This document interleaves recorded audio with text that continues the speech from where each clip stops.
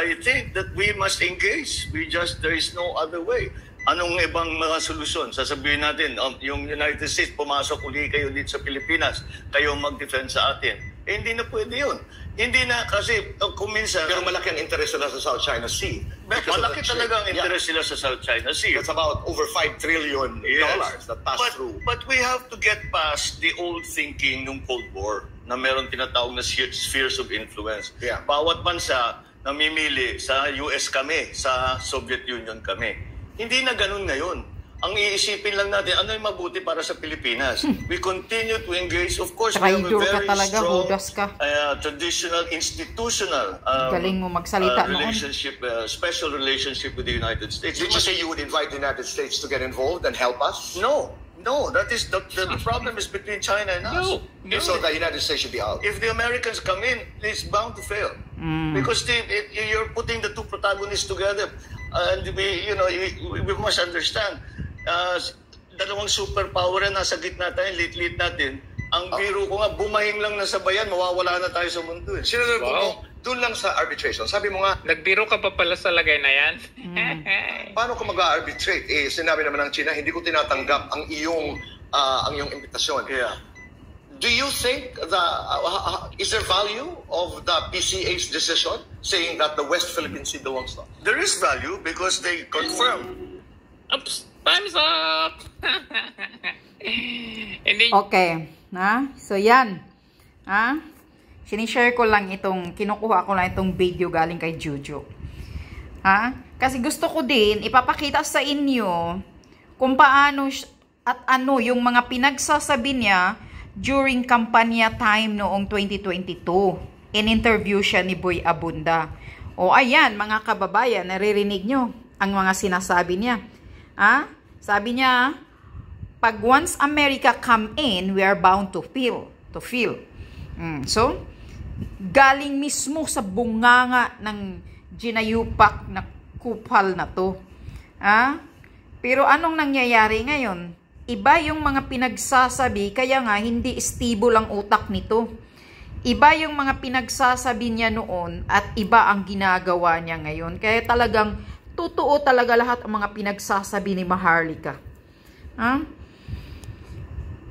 Yung isa pa, yung debate dyan. Nung kampanya time, utal-utal. Epekto ng pulburon, epekto ng pagkabangag. Kasinungalingan pa ba yan? Tanga lang naman talaga ang hindi makakahalata sa mga the way siya salita na talagang halatang bangag, wala sa matino na utak. Tapos binubuto pa, naging presidente. Tama si PRRD. Nagkaroon tayo ng bangag na presidente. So ano ito? Ito, pinagsasabi niya about sa West Philippine Sea. In-interview ni Boy Abunda. Kayo nang humusga kung puro kasinungalingan ba yung pinagsasabi ni Maharlika. Itong pinagsasabi niya noon, taliwas ngayon sa ginagawa niya. Ngayon, naghihimod puwit na siya ngayon sa mga Amerikano. Noon ayaw daw niya ng mga Amerikano kasi mag-fail daw tayo. Kasi daw dalawang mga superpower heroes yung China at Amerika, hindi daw tayo didikit sa bawat isa sa kanila. Bakit ngayon nakadikit ka? Pinapahamak mo pa kami, mga taong bayan. Pinapahamak mo ang mga Pilipino. Saka bangagan mo. Ano ngayon? Akala mo madali? Nananawagan ka pa sa mga patriotic, sa mga Pilipino, na labanan natin, protektahan natin. Bakit? Bakit tayo makisawsaw? Bakit ka nakisawsaw sa gulo ng Amerika at China? Hindi natin gulo yan, kuting. Langya ka. Bangag yung utak mo. Pinapahamak mo ang taong bayan, pinapahamak mo ang mga military. Whereas naman, kayong mga military, kung alam nyo lang, mismo si Amy Marcos, na binabawasan kayo ng 10 billion. Sinasabi ni Amy yan.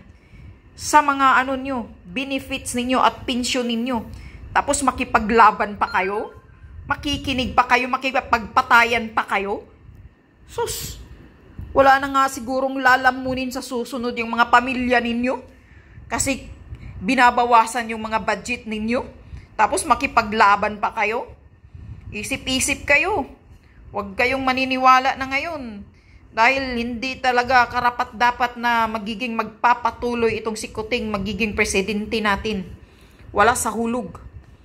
Pinapahamak tayong lahat, mga Pilipino. Kung halimbawa magkagyera, akala mo ba, Kuting, kaya natin ang China? Akala mo ba, Kuting?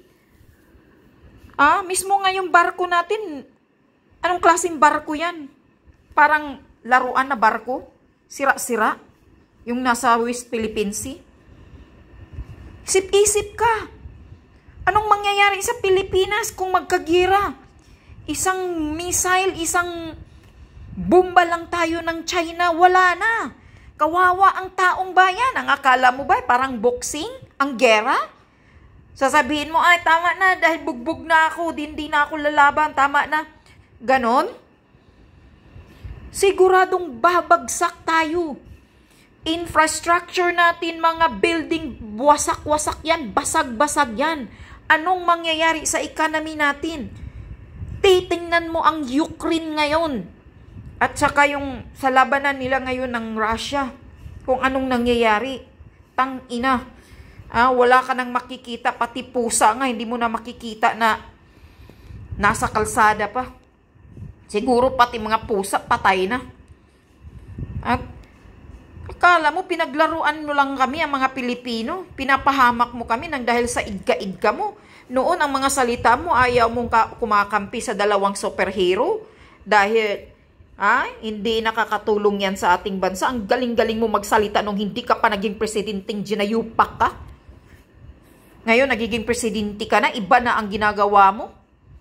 Tinatraidor mo na ang mga Pilipino. Isa-isang pagkakamali mong desisyon, napapahamak ang mga Pilipino ngayon. Marami ng kinakabahan. Anong mangyayari sa bansa natin kung sakaling matutuloy itong gera? Kung mabubumba tayo ng China? Wala na, Kuting. Ang mga kabataan, wala ng pag-asa. Wala na lahat. Hindi mo nga marisolba ang problema ng Pilipinas ngayon. Sa mahal ng bilihin, gumagapang sa kahirapan ang mga tao, tapos ngayon nakisawsaw ka pa sa gulo na hindi natin gulo. Tang ino ko. Sa isang pagkakamali mong desisyon na nagpapasok ka ng igga, lahat tayo damay-damay mamamatay na walang hiyaan mo. Kabangagan mo. Resign ka, chinayupak ka.